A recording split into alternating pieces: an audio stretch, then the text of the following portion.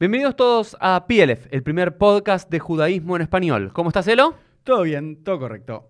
Elo, ¿tenemos alguna novedad? Sí, la novedad es que a pedido de ustedes hemos lanzado una página en internet con curso de judaísmo online. La página es plf.com. Hagan clic en la descripción y allí encontrarán mucha más información de estos cursos. Así que entren y vayan a ver la página que está muy buena. Ahora sí, Elo, si te parece, comenzamos con el episodio del día. Vamos. Hola a todos, bienvenidos a un nuevo PLF. ¿Cómo estás, Elo? Todo bien, todo correcto. ¿Cómo estás, Kevin? Todo bien, todo correcto. Ya lo vamos a presentar. Estamos en el episodio número 68. Recién Kevin preguntaba qué vamos a decir para el 69. Lo vamos a dejar para el próximo porque te vamos a acompañar. Lo vamos a tener presente acá en el 68 y en el 69. Dos cosas muy rápidas para aprender del número 68. No muy importantes ni relevantes, pero interesantes. El Nusach de Zohreinu Lehaim. Vos también ¿alguna vez acompañaste en una tefilá?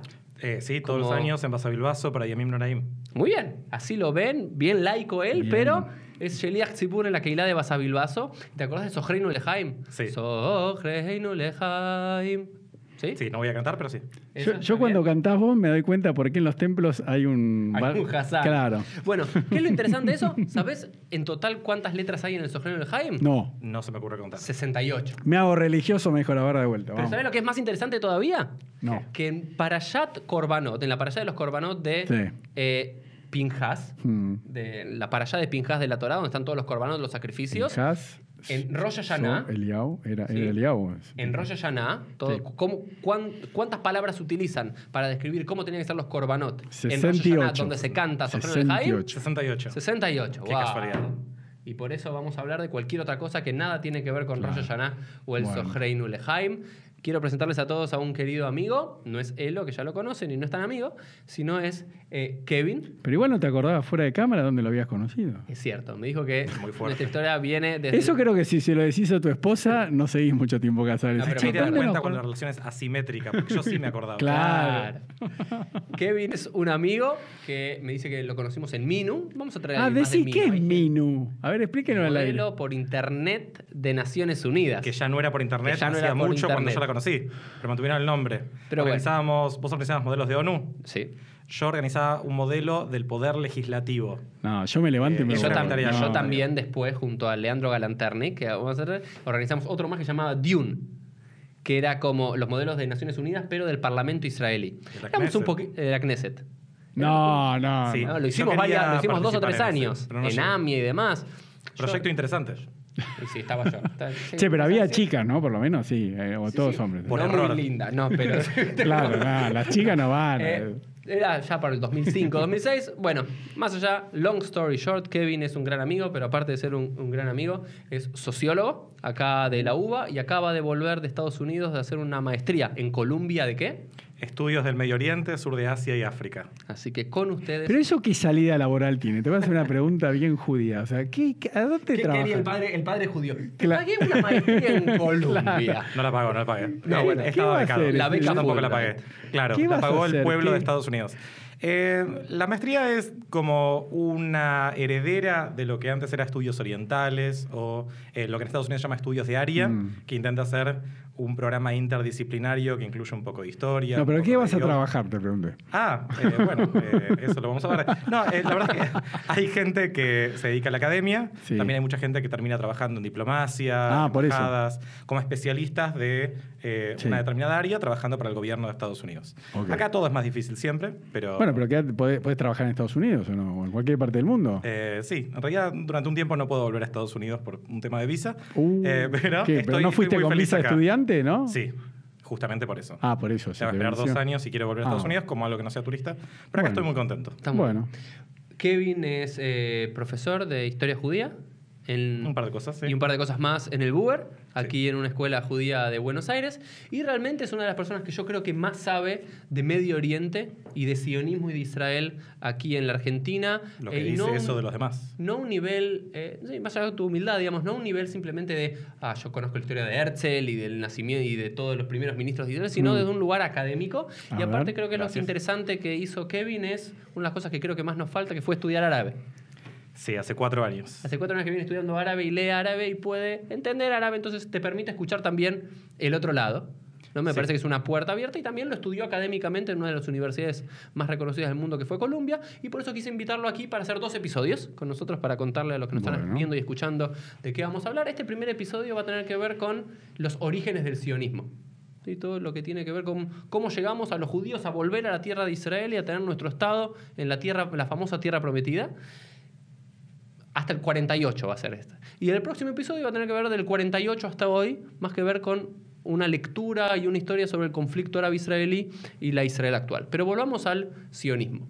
Y la gran pregunta disparadora con la que quiero empezar, Kevin, es la historia judía, los patriarcas, existieron o no existieron, lo hablamos hace un tiempo y demás, pero sabemos que el pueblo judío se inició en lo que hoy es Judea, la tierra de Israel, y luego vinieron los romanos, la expulsión de Roma y demás, y desde ese momento, en la midá diaria, todos los días, decimos que queremos volver a la tierra de Israel, y decimos Leshaná Abba Yerushalayim, el año próximo en Jerusalén, así terminamos cada uno de nuestro Sedarim de Pesaj, pero la pregunta es, ¿cómo surge el movimiento nacional judío que del deseo, o del decir quiero volver, o viste que había siempre un grupo de Hasidim, que en la historia judía siempre hubo un grupo de judíos piadosos que se iban con su rebe o se iban, el Ramban Nachmanides que hablamos en el episodio pasado, terminó muriendo ahí en la tierra de Israel. Siempre hubo judíos que quisieron ir, pero grupitos.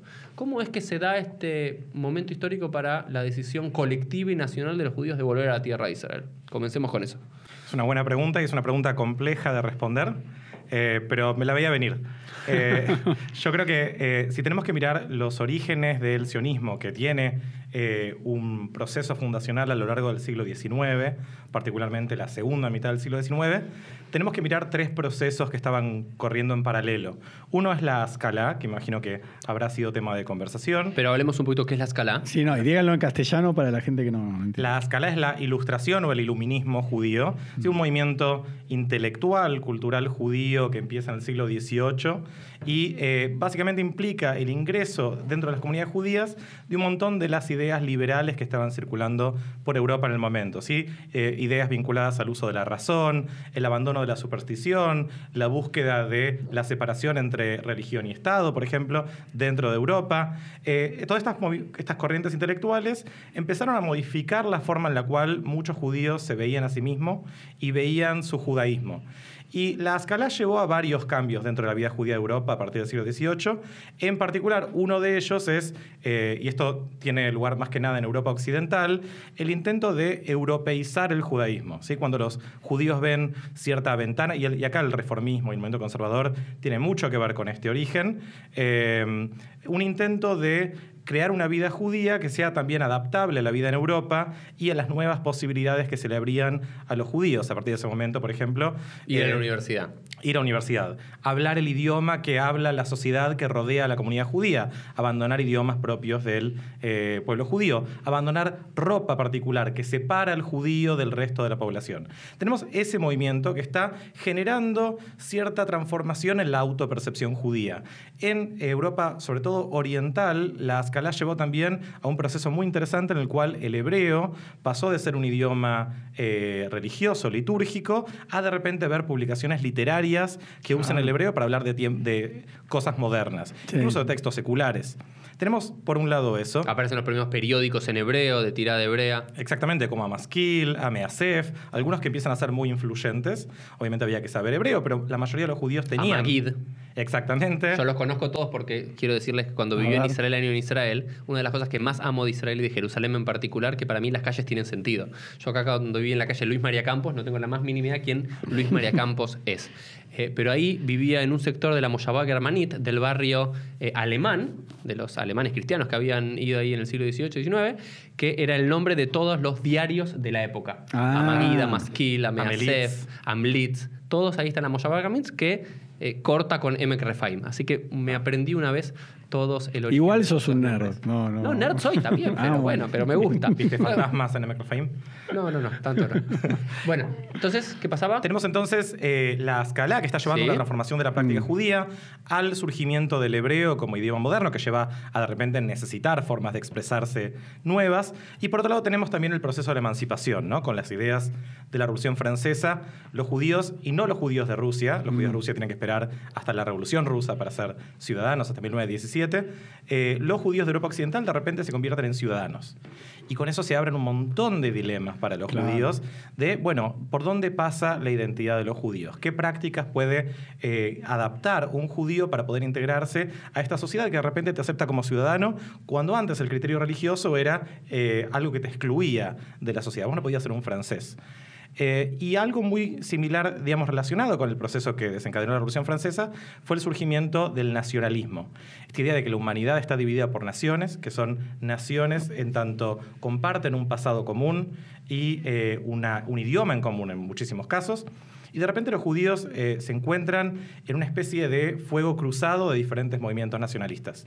Un judío que vivía, por ejemplo, en Lituania, de repente tiene la posibilidad de mandar a su hijo a una escuela de habla alemana, o rusa, o lituana, y hay que tomar decisiones.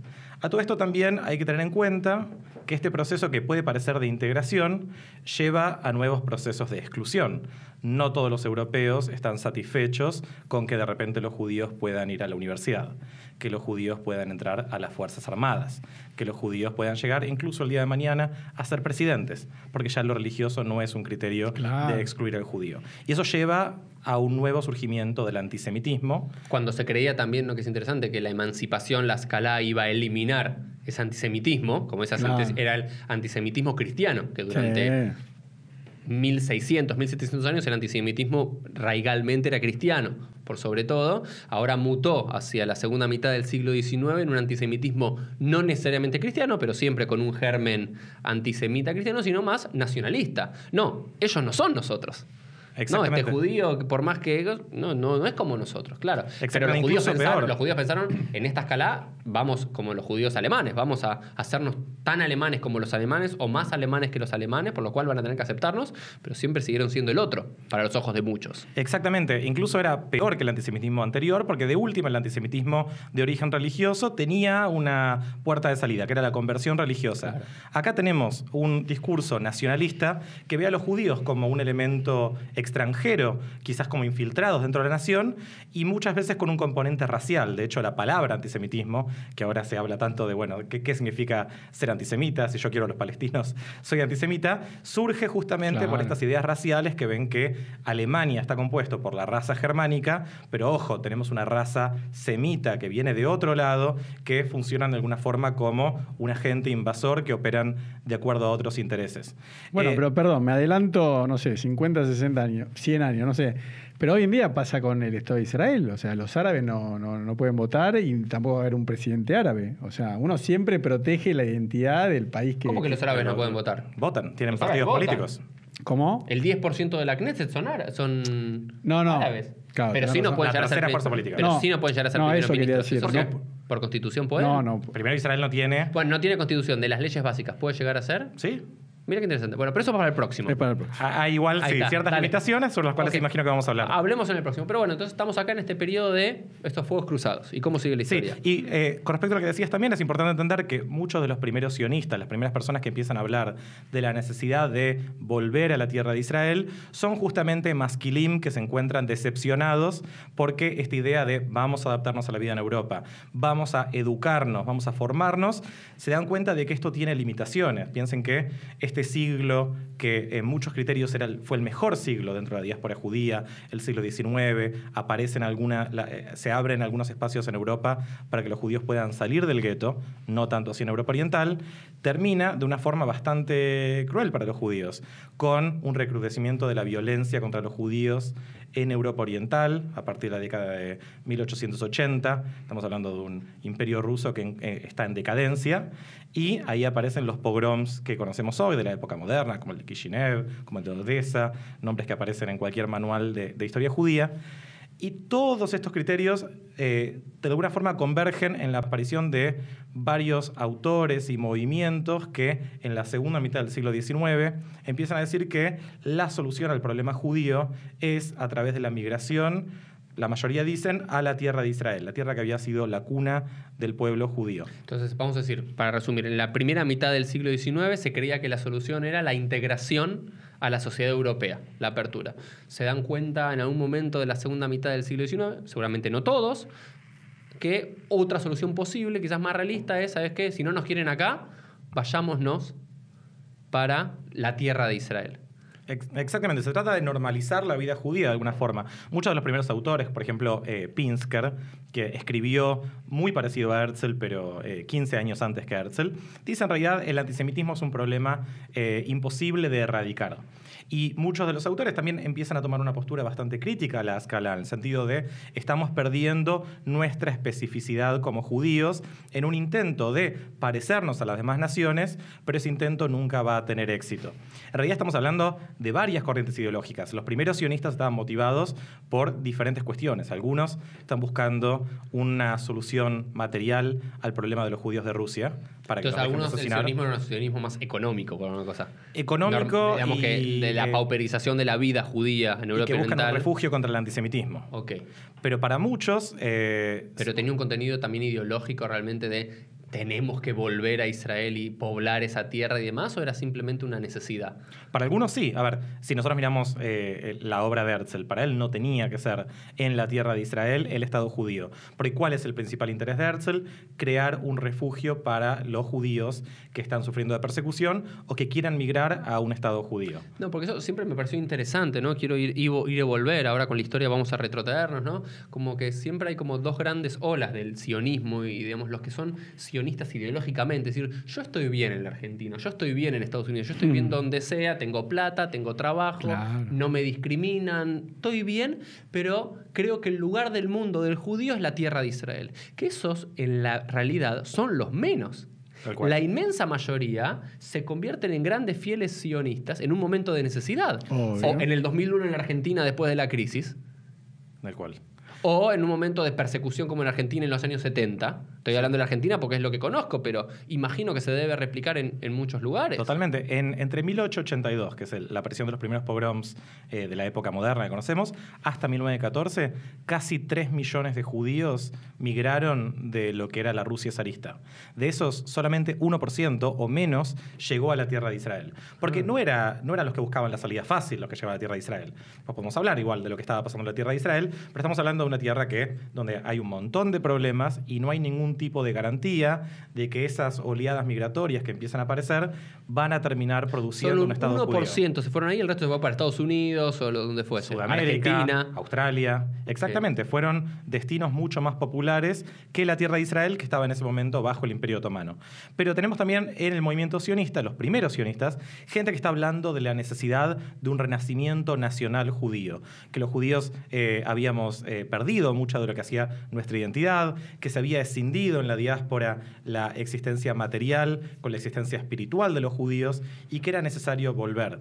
Y el movimiento sionista, hace falta aclarar, era en su gran mayoría un movimiento, lo que podemos llamar laico. Si bien la primera aliyá, que se produce en la década de 1880, tiene ciertas ideas conservadoras en lo religioso, estamos hablando de un movimiento que en realidad se oponía a la mayoría de los rabinos de la época porque iba en contra de lo que se entendía era la relación de los judíos con Israel. Claro, esto quiero explicar algo simplemente explicar. para entender. Hubo una gran, si bien hay grandes autores proto-sionistas, incluso y existe el sionismo religioso y siempre lo hubo, el Rav Kook y anteriores, Alcalá y Kalischer. Kalischer y demás que estuvieron incluso antes de Herzl y demás, que decían sí, que los judíos tenemos que volver a la tierra de Israel para traer al Mashiach, que era la forma de traer al Mesías y demás, era la gran minoría. ¿Por qué? Porque existe un pasaje en el Tratado de Ketubot, en la página 110, 111, no recuerdo exactamente, que había de 3 Shvuot. Se habla de las 3 grandes promesas y una de las 3 grandes promesas que Dios le dice al pueblo de Israel: si ustedes hacen estas cosas, yo los voy a proteger dentro de las naciones, ¿no? Si no se sublevan contra los otros gobernantes, las otras naciones no los van a golpear demasiado y tratar mal demasiado, pero no tienen que la alot bajomá, no tienen que ascender al muro. Y esos muchos lo entendían como no deben volver en masa políticamente a la tierra de Israel, sino que tenemos que esperar que el Mesías venga, y una vez que el Mesías venga, él los va a traer al Canfei Nesharim, no sé, sobre águilas o rodando bajo la tierra de alguna forma. Mágicamente todos los judíos al día siguiente que venga el Mesías terminan en la tierra de Israel. Y la gran crítica de la inmensa mayoría del establishment judío religioso de ese momento fue el sionismo atenta contra eso. Pero también quiero decir algo, no solamente hubo una gran crítica de la ortodoxia, que es la que más se conoce al sionismo.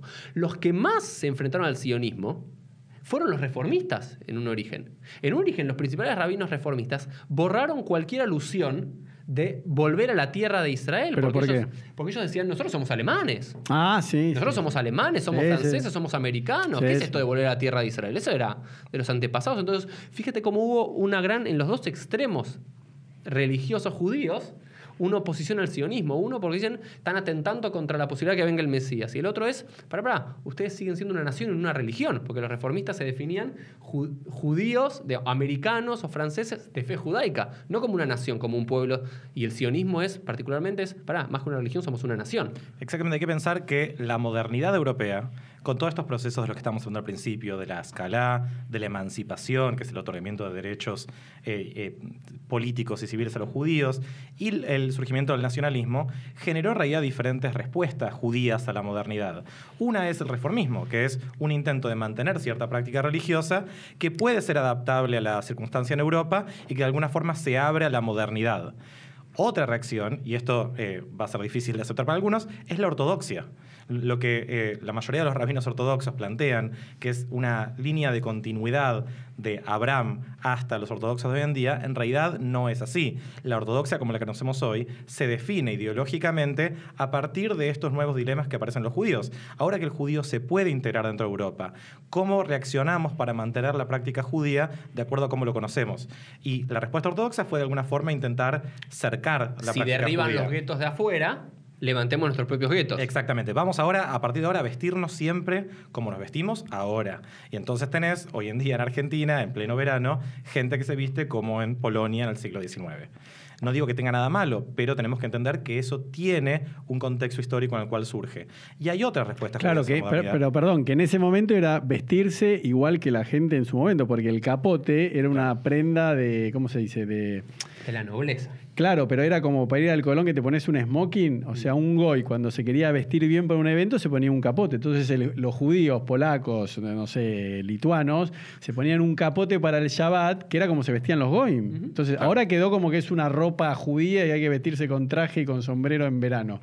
Pero así se vestían todos. Exactamente, pero se quedó como... O perdón, el borsalino, el rey de Lubavitch, cuando se puso el borsalino en 1950, era un loco, era como ponerte un gorro de béisbol, porque el borsalino lo usaban todos. En Hollywood hay hasta una película que se llama Borsalino. O sea, el borsalino, el rey de Lubavitch tendría que haber usado Streimel, de piel, y él decidió ponerse el borsalino diciendo, no, bueno, porque él estudió, no sé, en Alemania, en Francia. Pero entonces... Está bien, o sea, el tema de las ropas y de eso... Está evidente que Moshe no usaba Streimel, ¿no? No, pero está bueno lo que vos estás diciendo, es que los judíos cuando se vistieron así era para parecerse los ortodoxos, ¿o no? Es para justamente alejarse del resto de la población y evitar esta integración en el momento en el cual esa integración era posible. Y ahí podemos entender que mucha de la práctica ortodoxa judía es una respuesta a la modernidad. Claro. Es una respuesta a estas puertas del gueto que se abren. Y la respuesta ortodoxa es, obviamente no hay que generalizar, y hay diferentes respuestas, pero en cierto sentido es, vamos a mantenerlas cerradas. Sí, sí. Y de la misma forma hay otros movimientos judíos que aparecen. El sionismo aparece de forma simultánea con el Bund, por ejemplo. ¿Qué es el Bund? Para los que no conocemos. La Liga Socialista de los Obreros de Polonia, Rusia y Lituania era un intento de resolver el problema judío, en primer lugar a través del socialismo. ¿Sí? Plantean que hay un problema específico de los obreros judíos que viven bajo condiciones de explotación en Europa Oriental y eventualmente evoluciona para pensar que el problema judío se va a resolver a través del mantenimiento de la autonomía cultural judía. Que los judíos se queden donde están, pero que haya un reconocimiento a sus particularidades, sobre todo idiomáticas, porque el judaísmo del Bund se definía particularmente como idillista, ¿sí? Y también está el asimilacionismo como respuesta judía a la modernidad. Judíos que dicen, bueno, ahora que puedo, me voy a integrar lo más que pueda a la sociedad, y de hecho abandonaron la práctica judía. Muchas veces el término asimilación se tira un poco a la ligera, pero asimilación es la desaparición dentro de un entorno más amplio. No es si yo dejo de usar sombrero o dejo de comer kasher. Si yo me sigo identificando como judío, no soy asimilado, por definición, o por lo menos así se ve desde sociología de la religión.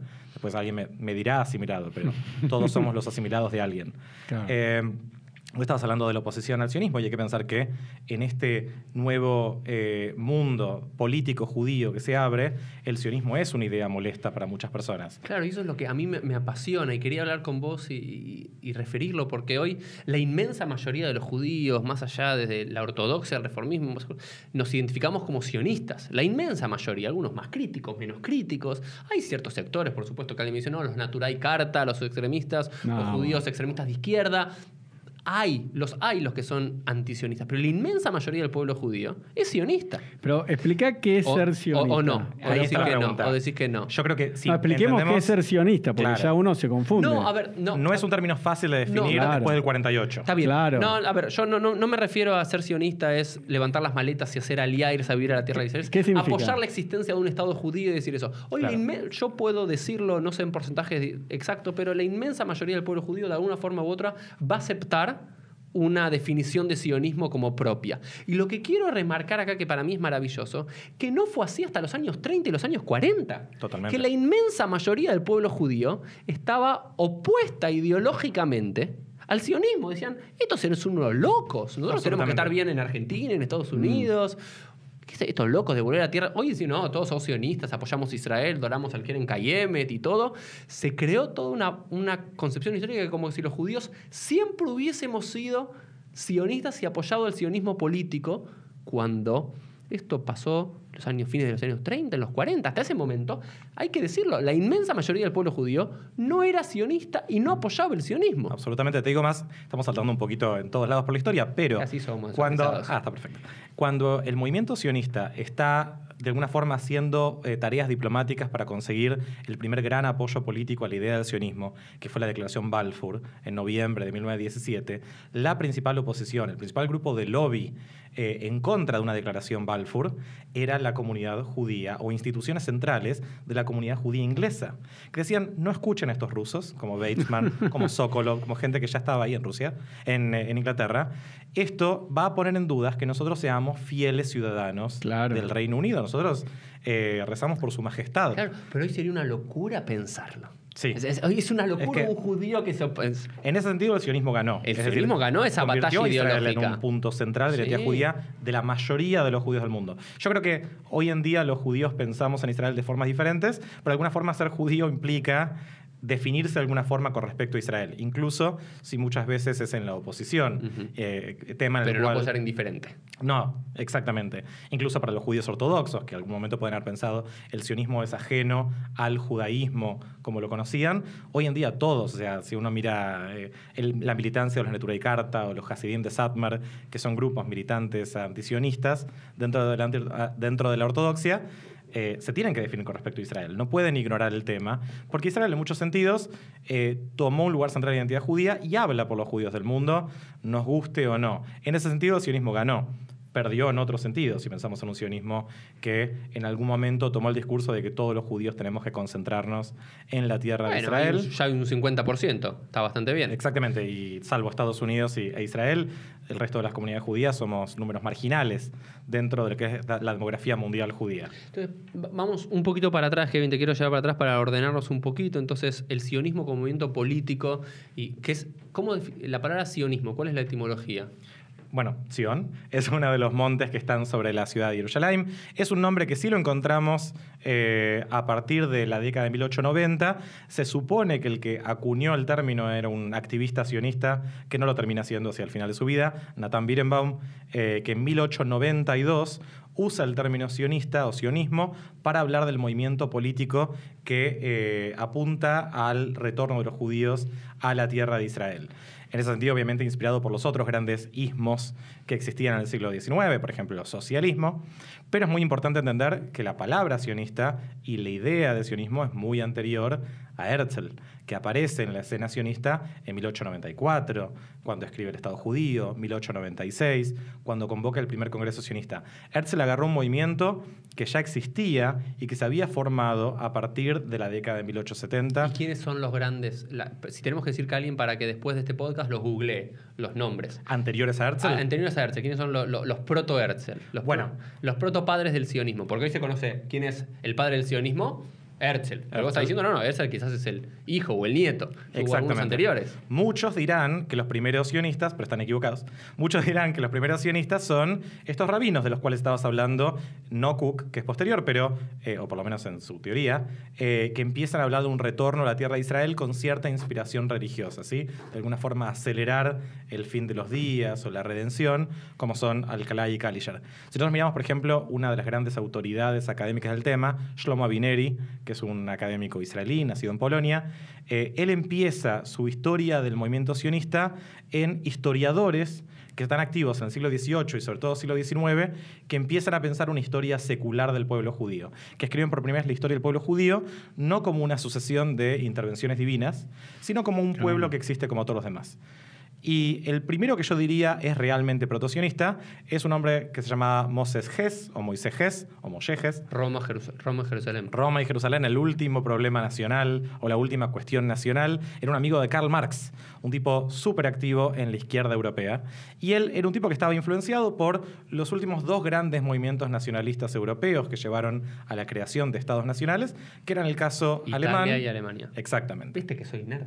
Muy bien. Me gustaban de historia. A él le gusta traer invitados, ahora me di cuenta, para mostrar que sabe. 1861 y 1871, si no me equivoco. Sí, pero el libro es de 1862. O sea, no, estoy diciendo los movimientos 1861, nacionales. exactamente. Y entonces él está mirando sobre todo el caso italiano, que ya había sido exitoso, y está diciendo, bueno, los judíos vamos a volver también a la tierra de Israel. Ahora, yo lo hablo como un antecesor a Herzl, pero si no me equivoco, para cuando se murió Hess, su libro había vendido algo así como 200 copias. Okay. Entonces no lo podemos llamar un tipo influyente o que había empezado un movimiento de masas, pero sí lo podemos usar como un reflejo del clima cultural de la época, donde los judíos están buscando una solución a lo que aparece cada vez más como un problema nacional. Entonces, Moshe Hess, 1862, y después hasta Herzl en el 94, ¿a quién tenemos? Nos tenemos que ir a Rusia y tenemos tipos como Leon Pinsker y Moshe Lilienblum. Tipos que empiezan a decir, perdón, muy informal tipos, hombres intelectuales que empiezan a decir no hay solución por el lado de la escala y tenemos que pensar en la concentración territorial. Todavía no del todo formulado en términos políticos, sin la estrategia diplomática que le pone Herzl, que eso es una innovación absoluta de Herzl, y por eso también lo podemos llamar a Herzl el padre del sionismo político. Pero lo que traen estos hombres en Rusia, mirando la situación de los pogroms, es que originan un movimiento, ¿sí? Los amantes de Sion. Empiezan a aparecer grupos que hablan del retorno a Israel, empiezan a recaudar fondos, muy limitados, nunca juntan mucha plata, son bastante malos en lo que es recaudación de fondos. Para eso tienen que ir a Europa Occidental para que lo salve, el Baron Rothschild, Baron Hirsch después. Pero sí empiezan a organizar los primeros grupos que se van a ir a la tierra de Israel y van a construir las primeras Moshavot. Estamos hablando de 1880s. Exactamente. Y después Sí. nos salteamos un poquito y llegamos a Herzl. Todo lo de Herzl, contanos un poquito quién fue Herzl y por qué es tan importante para todos nosotros como sionistas. Herzl es... Si nosotros miramos una historia básica de Herzl, aparece Herzl como un periodista judío austríaco que nació en Budapest, bastante asimilado, que aparece conmovido por el caso Dreyfus, que fue un caso donde a un judío francés de origen alemán le hacen la cama y lo acusan de traición a la patria en un tema de pasar secretos militares a Alemania, y eso genera un brote de antisemitismo en las calles. Herzl no era tan asimilado y estaba ya pensando en un problema judío antes del caso Dreyfus, eso lo sabemos, cuando pasamos de la historia caricaturesca que se hace de Herzl. Es un tipo que está bastante preocupado por la forma en la cual la sociedad europea está reaccionando ante la integración de los judíos. Él había sido un beneficiario de esa integración. Había ido a la universidad, era dramaturgo, no demasiado brillante, sí era un periodista bastante conocido y veía que la integración de los judíos a la vida política, a la vida social en Europa, estaba generando en realidad una contrarrespuesta, que era movimientos antisemitas, un intendente de Viena que era puramente antisemita. Y él entonces empieza a desarrollar la idea según la cual la solución al problema judío iba a ser un Estado judío para las masas judías de Europa Oriental que estaban sufriendo la persecución y todo judío que quiera mudarse ahí. Entonces lo escribe en un libro que es El Estado de los Judíos, mal traducido como El Estado Judío. Mirá qué interesante. La traducción del libro, Der Judenstaat, es el Estado de los judíos. El Estado de los judíos. No el Estado judío. No el Estado que es totalmente judío. diferente. Totalmente diferente. Claro. El Estado judío, creo que la primera mala traducción es la traducción al inglés que se hace durante la vida de Herzl. Herzl, de hecho, vivió bastante poco. Murió en 1904 cuando tenía 44 años. ¿De qué murió?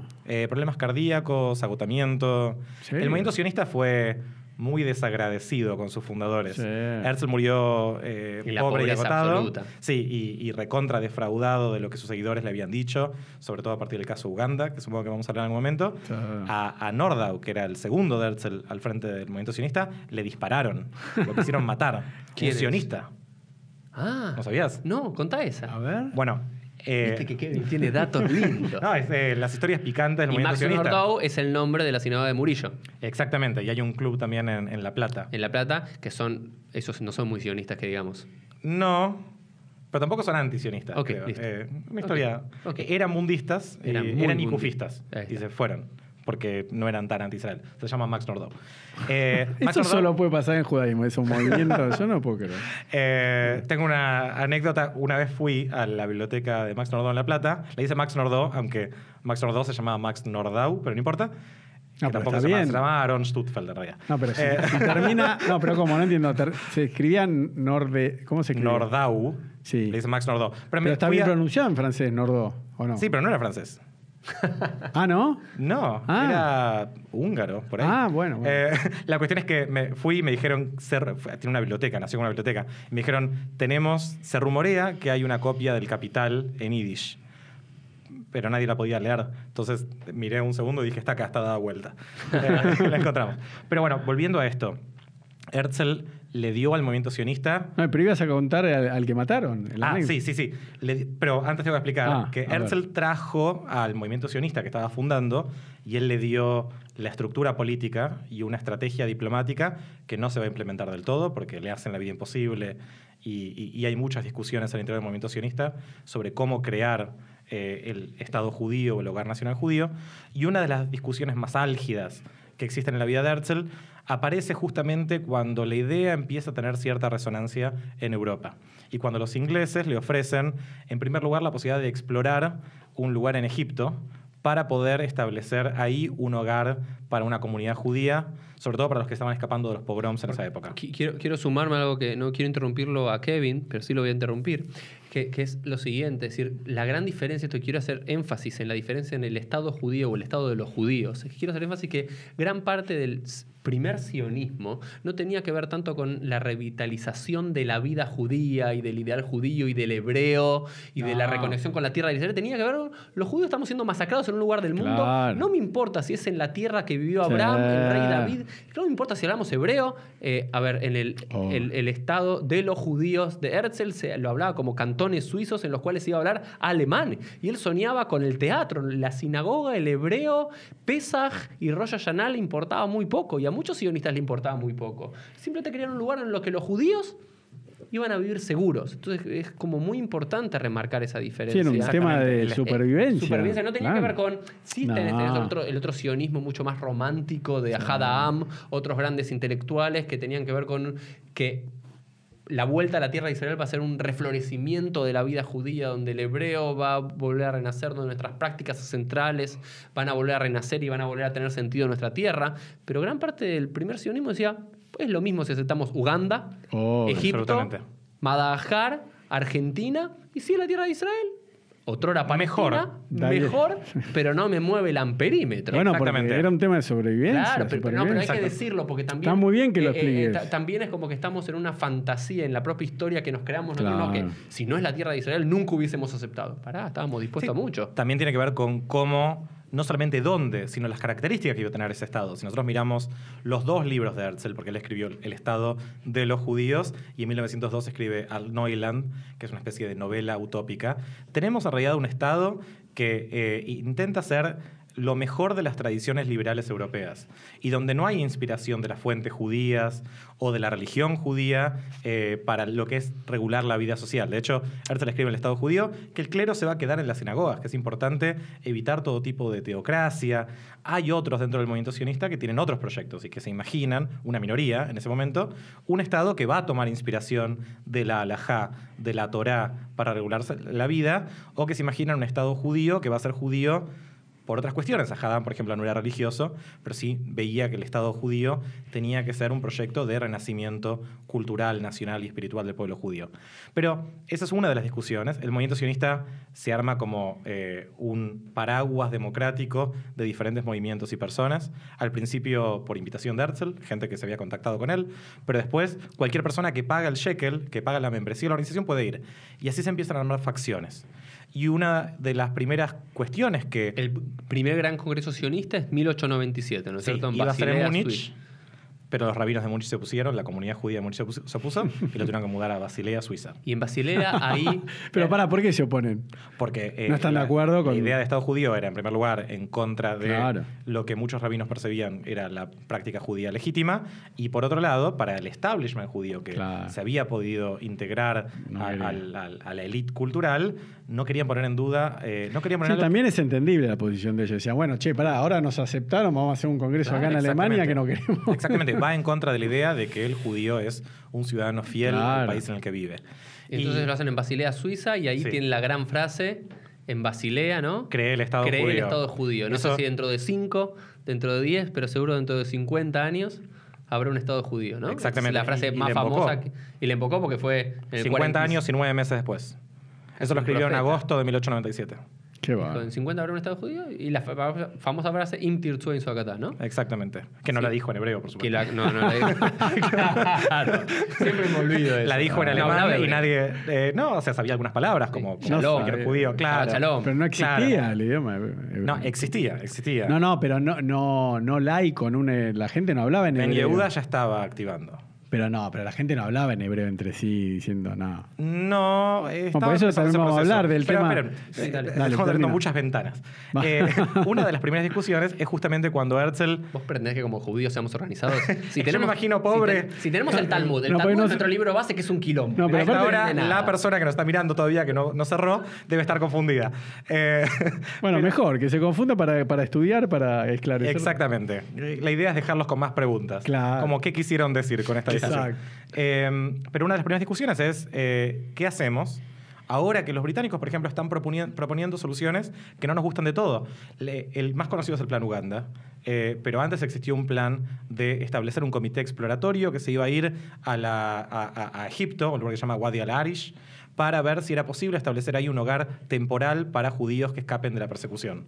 Y eso finalmente se decide, muchas gracias, que no es viable, pero lo que sí se lleva a discusión en el Congreso Sionista de 1903 es la posibilidad de establecer, y las palabras de Nordau era un refugio temporal. Pero un perdón, refugio ¿cuánta gente nocturno. fue a ese congreso para entenderlo? ¿Al primero? Sí. Algo así como 180, no me acuerdo. Pero el número 180 exacto. locos que estaban ahí 160, hablando, 180. digamos, pavadas. Porque Y que no nadie- representaban a nadie. Por eso. Eso es importante. Eso, era como que juntemos acá 180 personas Bueno, en el está bien, templo. pero finalmente Sí. terminaron creando un Estado. No, pero Exactamente. digo, qué impresionante, ¿no? Porque lo que quiero entender un poco que decís de Herzl de la política, ¿con quién fue a hablar para que consideren que los judíos hay que mandarlos a Uganda? Porque te viene a tocar alguien en la puerta y decir, che, no, sacámelo este. Imagínate acá en Argentina, que venga, no sé, no, sin discriminar, pero alguien que no es de acá, que vengan paraguayos, bolivianos, gitanos, musulmanes y digan, nosotros tenemos un tema con...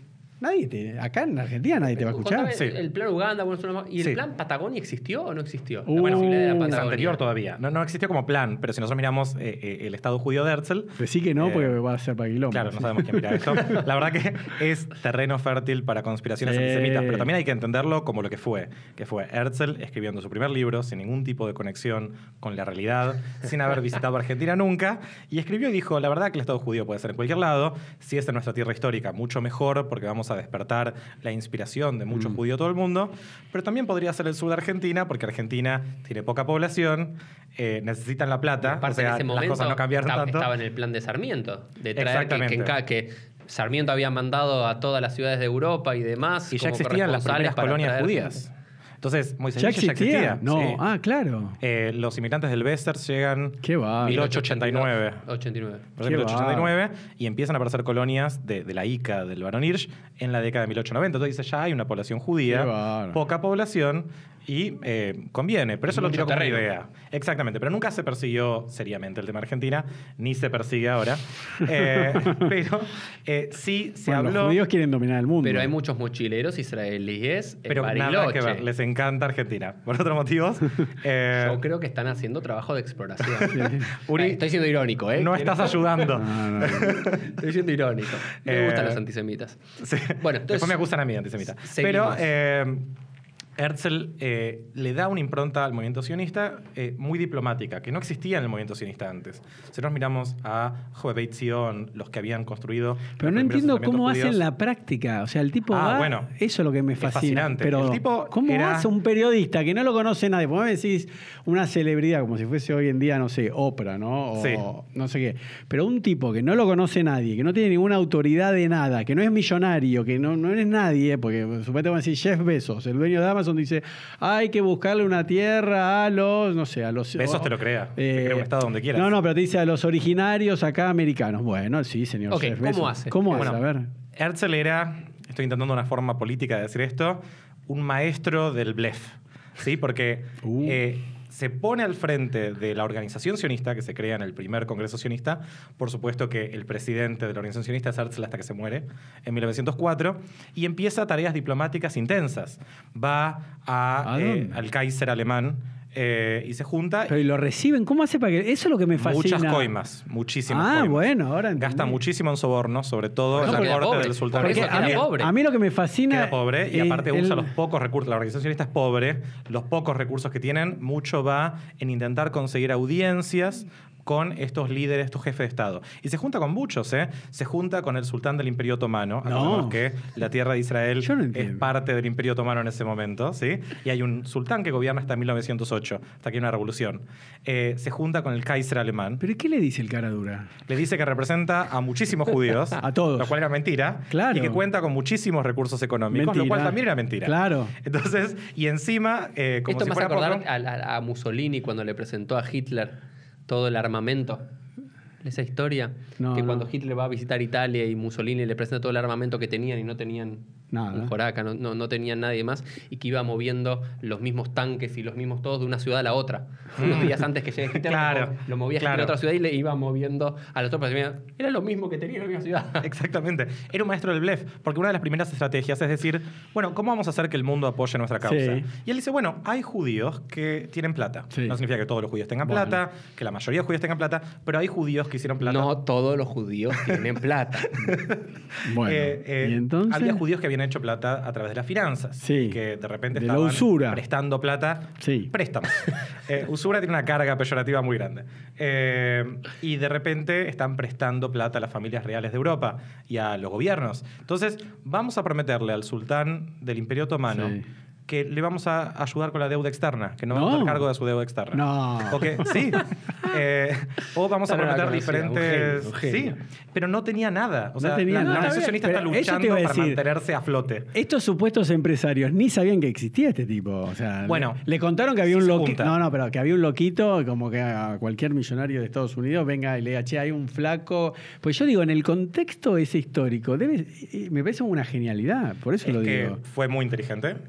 Loco en muchos sentidos, pero Hay que estar loco. loco al que le salen bien las cosas termina siendo inteligente en la historia. Claro. Pero le podía salir porque muy no mal. tenía nada. ¿no? Bueno, y entonces Sí. no nos Ah. queda mucho tiempo para este primer Qué mal. episodio, pero Una de las avanzamos un primeras poquito. propuestas Van británicas fue- 48 minutos.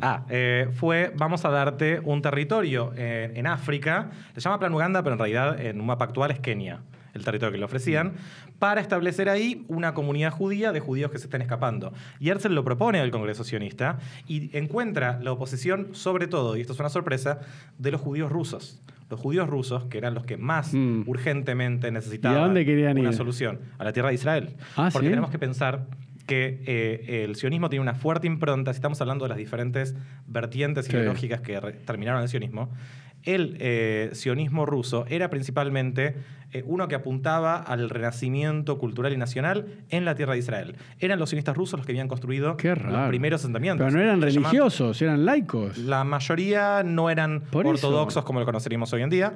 Tampoco eran laicos, no había llegado la reforma. Pero ¿y por qué tanto sentimiento y así? Conexión. Sí. Los judíos en el Imperio Ruso tenían una base de una existencia nacional, ¿sí? Vivían en una zona, la zona de asentamiento, no se les permitía vivir, tenían muchos de ellos No, pero con Israel, nacional. ¿qué tiene un judío ruso que tanto amor, si no es religioso? No es que lo lee todos los días cuando reza. Pero se En fue el sentido construyendo. cultural nacional, como No, pero una del si pueblo estábamos judío. diciendo que tenían una necesidad que los estaban matando, se querían escapar. Me dicen Uganda, yo me voy a Uganda. ¿Qué voy a estar diciendo? No, perdón. Se fueron del Congreso. Herzl les tuvo que pedir que vuelvan y les hizo una promesa que, en primer lugar, los intentaban Es convencer como de que era Perón solamente echando temporal. de la plaza a los jóvenes. Exactamente. Se tenía que lidiar Me con gustan gente que me gustan quiere... estos ángulos.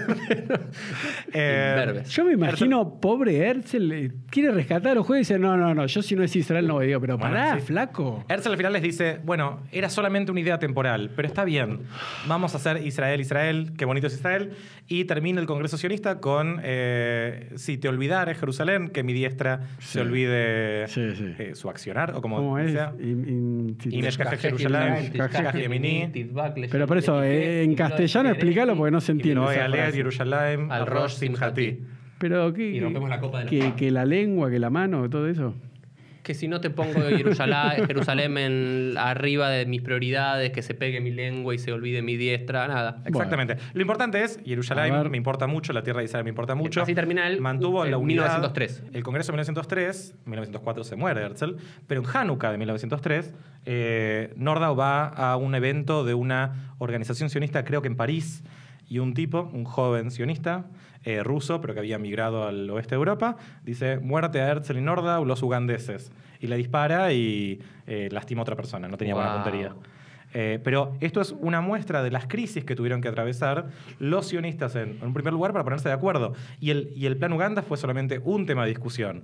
Otro tema importantísimo era la discusión entre los sionistas prácticos y los sionistas políticos. A ver. Era una discusión sobre dónde tenía que estar el énfasis del movimiento sionista. En la migración de judíos y la construcción de asentamientos. Estos son los prácticos. Son los prácticos, o en la tarea política, diplomática de intentar conseguir un charter. Herzl decía, antes que él se había aprobado la construcción de asentamientos, pero para cuando llega Herzl a la cima del movimiento sionista, tenés un par de asentamientos no muy exitosos. ¿Cuántos judíos pocos vivían judíos. para finales del siglo XIX, comienzo del siglo XX en la tierra de Israel? Para darnos una idea, ¿cuántos? No me acuerdo. Sé que para 1917 estamos hablando de 30.000 más o Para menos. 1917, 30.000. No, pero para 1917... Yo, el número que tengo en la los números cabeza son tan es malos. que en Creo que 1860 eran 6.000, si no me equivoco. sí, algo Para así. 1860, es decir, cuando antes del sionismo había solamente 6.000 judíos en la tierra de Israel, en Judea, en Palestina, ¿sí? Puede Y- ser que 30.000 sea el número a cambio de siglo, pero la verdad que no me lo estoy acordando de memoria. Hay otros números que me acuerdo, sé que en 48 era 800.000. Por eso, quiero dar dos números importantes para tener una idea. Sí. Simplemente para empezar a llevarnos hacia... 1860, antes del movimiento sionista y el proto-sionismo, solamente había 6.000 judíos piadosos del Lo que se Yishuv llama el Yashan. Yeshua Yeshan, el viejo Yishu, que eran judíos que estaban ahí porque era la tierra santa, esperando al Mashiach, viviendo de la tzedakah. ¿Dónde estaban? En Jerusalén, en Hebrón, Tiberia. en Tzfat y Tiberias. Las No cuatro mucho más. ciudades de importancia religiosa. Pero en 1948 ya había 800.000. Sí. Fíjate lo No, pero pará, que es decí Una la población. minoría. No, pero igual me parece que falta un dato más para contextualizar cuál era la población. Cuando había 6.000 judíos, ¿cuántas personas vivían? ¿En el mundo? No, dentro de lo que era, no quiero decir... No, Israel. Palestina. Ahí está, claro. Se llama Palestina. Se llama Palestina. ¿Está bien llamarlo Palestina? Sí, sí. Hoy Palestina- tiene una carga política. Es el Palestinian Post, antes del Jerusalem Si Post. no me equivoco, algo así como 800.000, 900.000 Qué en la impresionante. época de Herzl. Sí. Y de repente... No judíos la mayoría. No Claro, judíos, sí. Sí. O sea, pero para 1917 había 30.000, más o menos. Puede ser que me esté equivocando con los números. Hay un crecimiento de la población antes de Herzl, pero que se intensifica sobre todo a partir de 1917, con la Declaración Balfour. Cuando hay por primera vez un gesto político de apoyo a la creación de un hogar nacional judío, porque la Declaración Balfour no hablaba de un Estado judío. Antes de eso estuvo la tarea diplomática intensísima de Herzl, que no tuvo grandes éxitos, pero que sentó las bases de una organización y dejó sucesores que sí fueron más exitosos con la diplomacia. Pero en la época de Herzl era imposible. Y frente a esos pocos éxitos diplomáticos, los sionistas prácticos decían, bueno, concentrémonos en los asentamientos. Porque también tenían un problema. No había tantos judíos dispuestos a mudarse a la tierra de Israel. Eso es lo que yo quería decir. Muchos de los ¿Quién primeros iba a ir que llegaron ahí? se fueron. Oh, Muchísimos. Si era un quilombo. Para cuando llegó Herzl, los judíos de la primera alía, los que habían llegado al principio, con Jove Zion, muchos de ellos vivían en asentamientos agrícolas donde eran los palestinos los que hacían el trabajo manual, vivían de los fondos que les mandaba el barón Rothschild, y Herzl les dijo, miren, antes de que llegara yo, no tenían nada, porque no podemos llamar a esto éxito. Entonces, hay una discusión intensísima, y si uno mira los diarios de Herzl, que se publicaron cuando se murió, él está hablando todo el tiempo de una frustración, de un movimiento de desagradecidos, de schnorrers, que me rodean un montón de corruptos que están buscando la plata de los sobornos que les doy, gente que me promete cosas. De hecho, tiene gente que supuestamente le van a dar acceso al sultán otomano, muchos de ellos mentirosos. Cuando tiene una audiencia tiene que pagar sobornos a medio Estambul, como si todos le hubieran hecho un favor al movimiento sionista. Te hago una pregunta. Entonces, estamos hablando, ¿cuántas son las aliot, esas oleadas masivas a la tierra de Israel? ¿Cuántas son históricamente? ¿En cuántas se las divide? Bueno, tenemos la primera alía, que es de 1882 a 1903, la segunda alía de 1904 a 1914. Y esas primeras dos son de rusos, mayoritariamente. Principalmente rusos. Que se escapaban por una cuestión política, digamos. Exactamente. Hasta 1900, ¿cuánto la segunda? 1914 es el fin de se la corta segunda. con la Primera Guerra Mundial. ¿Y después cómo son las próximas? Después tenemos unas 6 hasta la creación del Estado de Israel que tienen que ver con diferentes acontecimientos que estaban pasando en Europa. Sí, por ejemplo, la última antes de la creación tiene que ver alemanes. Exactamente, alemanes y personas de Europa Central escapándose del nazismo. Pero en 1939 principalmente se cortan porque los británicos empiezan a poner límites a la migración judía. A partir de 1905 tenemos oleadas migratorias, la tercera, la cuarta alía, muy influenciadas por el socialismo.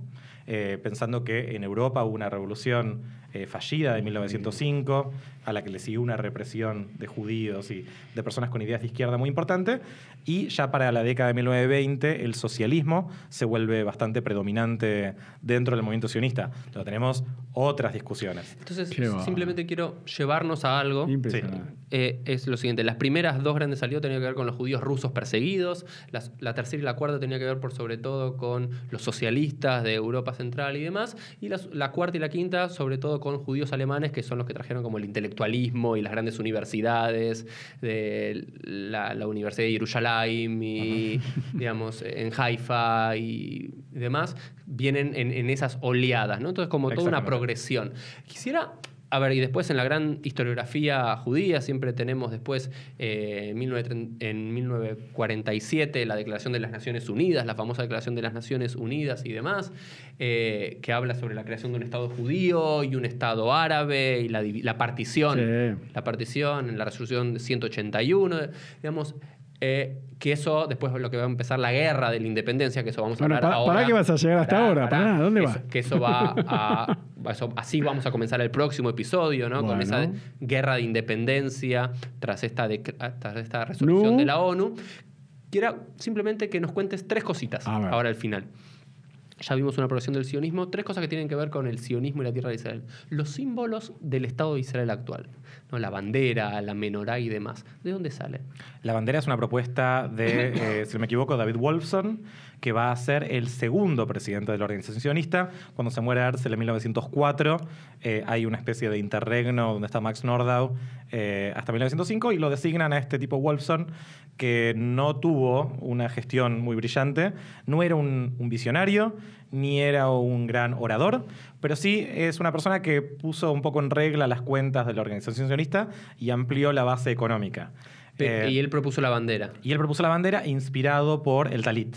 Diciendo, Herzl había propuesto en realidad una bandera bastante flashera, que era una especie de león con 7 estrellas.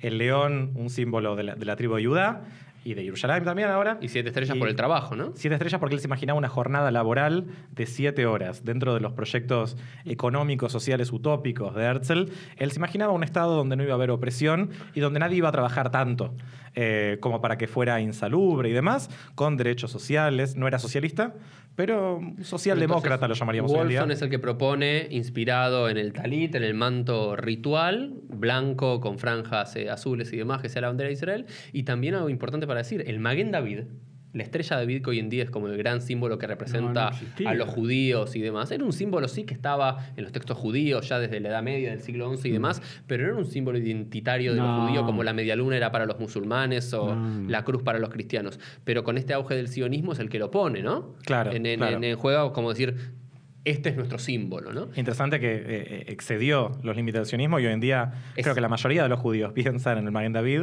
como el símbolo que siempre fue judío. Pero hay que Incluso decir que no lo el era. nombre de David, que David nunca vio un Maguen David. Los musulmanes lo tienen igual, es el sello de Salomón. Si uno googlea sello de Salomón, es a lo que los musulmanes es el Maguen David para nosotros. Claro. Que nada tiene que ver con el rey David, no era ni el escudo del rey David, era un símbolo. Si es que existió, volviendo Sí, sí es que existió. al episodio con Enrique. Estaba en los textos judíos, había en algunos textos místicos, cabalistas, estaba el Maguen David, pero era totalmente marginal. Pero esto es importante decir cómo el sionismo en poco tiempo logra poner en cuestión muchas cosas que habían quedado totalmente desconectadas de los judíos, digamos. Claro. Ese amor por la tierra de Israel, la necesidad de volver, ese amor político, el Maguen David y otras dos cositas. Contanos un poquito de la Tikva, que hoy es el himno nacional israelí. Pero antes que conteste eso, ¿realmente a nivel mundial había un sentimiento judío de volver esa necesidad? ¿O fue una visión de Herzl y este grupo de gente y que después todos se plegaron, digamos? ¿Existía esa necesidad realmente, más allá de la seguridad de las personas? ¿O no? Los círculos no religiosos que no rezaban 3 veces por día a volver a Jerusalén, digo. Durante toda la vida de Herzl y mucho tiempo más después, el movimiento sionista fue un movimiento minoritario dentro del pueblo judío. Es decir, no se podía decir que los judíos del mundo, en ningún lado, eran mayoritariamente sionistas. Parece que lo que sí teníamos en la época de Herzl es la idea de que hay un problema judío en Europa que toma diferentes formas. No para los sefaradíes, por ejemplo. No, es que la aparición del sionismo, si bien Al-Khalai era sefaradí, uno de los primeros proto-sionistas, el sionismo se forma en Europa. Claro.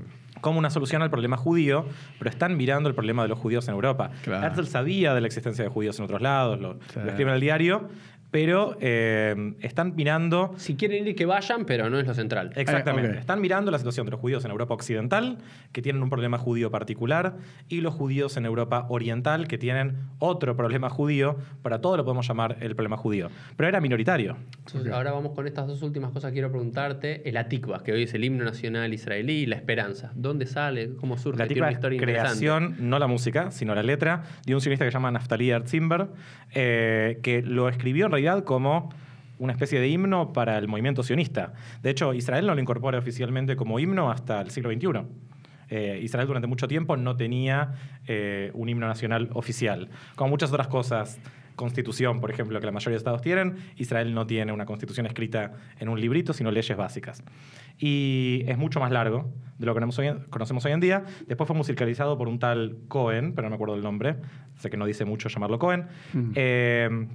Pero habla de, si nosotros miramos la letra de la Tikva, están hablando de un estado que no existe y de un estado mirado por judíos que viven al oeste de Israel. O sea, estamos hablando de, digamos, está mirando hacia el oriente. Claro. Los judíos rusos no estaban mirando hacia oriente en su mayoría, pero entonces está hablando de, digamos, replica la Tikva esta visión sionista de todo movimiento nacionalista que plantea que es un movimiento nacional que siempre existió. Exactamente. Romántico, hace 2000 años estamos esperando esta tierra. Exactamente. Todo movimiento nacionalista se define a sí mismo como la consecuencia lógica de una historia que existe desde siempre.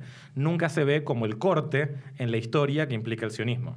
El sionismo fue un corte en la vida intelectual judía, muy exitoso, también aprovechado por el contexto, pero no es lo que nos dice la Tikva. La Tikva nos habla de una esperanza de 2000 años de volver a la tierra. tierra. Los judíos sí hablaban del retorno a la tierra, pero un retorno diferente. En el mundo mesiánico era el final de los tiempos, Claro. era otro tipo de retorno que el sionismo toma dentro de su mensaje nacional. Y, según tengo entendido, también fue escrito de a partecitas. Iba en diferentes pueblos y era un tipo que vivía bastante en la pobreza, de hecho murió en la pobreza extrema. Era un alcohólico, ¿no? Sí, murió de cirrosis. Está bien. No lo quería decir. Pero. Está bien. Y parece que la gente que le daba alojamiento y bebida, digamos, él les escribía parte del poema, que terminó siendo mucho más largo. Y que solamente, en realidad, si lo pensamos, el Atikva es una oración. No hay punto en el Atikva. Una sola oración. Sí. Ok, nunca lo pensé. Mientras palpita en el corazón un alma judía y un ojo mire hacia el oeste, hacia el este, hacia Sion, no habrá muerto nuestra esperanza, la esperanza de 2000 años, de ser un pueblo libre en nuestra tierra, la tierra de Sion y de Jerusalén. Que, por cierto, no es el final original. Ok. Bueno, es como... Ah, ¿no? No, al final era como la tierra de David. La tierra de David y de algo. Bueno, Le cambiaron vamos a el poner final. el link. Vamos a poner el link a como la Sí. versión original. Naftali García no conocía ese final Sí, de la Tikva. después vas a tener que escribir, Kevin, todo ¿viste? La data. La referencia para el Pero podcast. ahora, Sí, estamos, para la estamos por descripción. terminar, ahora sí. pero 1 hora y me- 5, Me parece tan apasionante Pará, el tema del dijiste sionismo. 3 cosas. Dijiste la bandera, el himno y El himno y lo otro que Así tiene terminamos. que ver con el hebreo, ¿no? Que creo que finalmente fue una de las grandes victorias Sí. de poner al hebreo nuevamente como nuestro idioma nacional del sionismo. Contanos 2 minutos un poquito de eso y terminamos este episodio.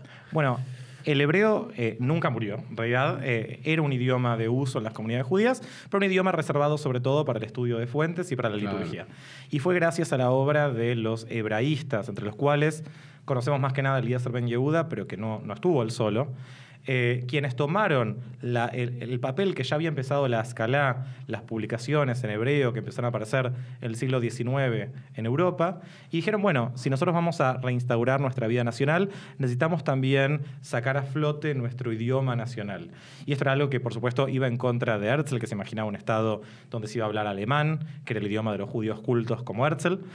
Incluso dice, ¿ustedes se imaginan pidiendo un boleto de tren en hebreo? Como en chiste. Bueno, Ben Yehuda inventó la palabra para tren. Y lo hizo de una forma muy metódica. Era un tipo que sabía muchísimos idiomas. Entonces, tomó su conocimiento de las fuentes, tenía formación religiosa, para hacer flotar palabras que habían caído en desuso para darle términos modernos, porque uno de los grandes impedimentos que tenía era, por un lado, había que simplificar la gramática del hebreo.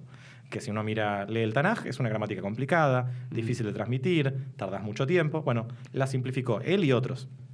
Pero también tuvo que inventar palabras para términos modernos, como radio, como televisión, como tren, como electricidad. No, pero televisión, como no se dice, televisia, ¿no? Sí, algunos de Yo esos siempre igual... me río de todas las palabras en hebreo, viste, que son con isia, axia, viste que... Muchos rusos. Bueno, el hebreo de hoy es mucho más extranjero Claro. que el hebreo de Ben Yehuda. Ben Yehuda odiaba Claro. el uso de palabras de origen extranjero. Entonces, por ejemplo, el teléfono para Ben Yehuda era Sahrahok.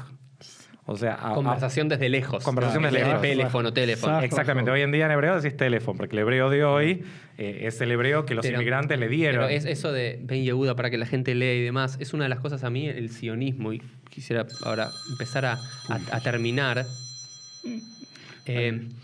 Quisiera... Nos están llamando. Quisiera empezar a terminar con esta idea, ¿no? Y después te El dejo a vos con la Sahrahok suena. el Sahrahok. Hablamos del teléfono recién. Empezar a terminar con esta idea de decir que una de las cosas que más me apasiona del sionismo y demás es el renacimiento del hebreo, que Exactamente. realmente es a nivel cultural e histórico es casi una locura. Un idioma Totalmente. que durante 1700, 1800 años era un idioma como el latino hoy en día sigue siendo para ciertos lugares de la iglesia un idioma de culto. Era eso y no mucho más, unos textos académicos y demás, pero no un texto hablado. Y que un pueblo vuelva a volver y que hoy haya 8 millones de hebreoparlantes en el mundo. Es un gran triunfo del sionismo y eso sí se lo Absolutamente. debemos al sionismo. Entonces, para mí como judío fervientemente sionista, y después podemos discutir, aunque estoy en la diáspora y demás, por qué me identifico con el sionismo, me emociona y me enamora es lo que lograron. Y lo que lograron en muy poco tiempo. Lo que lograron en muy poco tiempo, con sus Lograron- problemas, con sus discusiones, problemas, con sus idas y vueltas, retrocesos y errores, pero el renacimiento del hebreo es, me parece, nadie podría cuestionar que es un éxito. No solo- Un éxito improbable. Piensen que Ben Yehuda activaba en la década de 1890, 1900. Para 1920, los británicos reconocen el hebreo como uno de los 2 idiomas oficiales del mandato británico de Palestina, junto al árabe. Un idioma Impresionante. que que hace había 30 renacido. años no era. Exactamente. Entonces, y Ben Yehuda la sufrió también, porque Sí. el establishment religioso le hizo la vida imposible Claro. a Ben Yehuda por estar desacrando el Lashon HaKodesh. Claro. Y eso, simplemente para terminar, Kevin tiene una historia muy interesante, A y ver. una clase muy interesante sobre el tomate. Y sobre, oye, tomate Sabía que decimos ibas a decir. agvania en hebreo, pero ¿cuál es el problema con la agvania? Agvania, la raíz, sabes que las palabras en hebreo tienen un shoresh. Shoresh, sí. La raíz de Agvania tiene que ver con el sexo y el erotismo. Y también en hebreo propiamente hablado, que nadie usa. De ahí, de esa misma raíz, sale la palabra para sífilis, agevet, que es una palabra ben yehudiana. Y básicamente porque en la Edad Media muchos europeos y algunos judíos pensaban que el tomate era un afrodisíaco.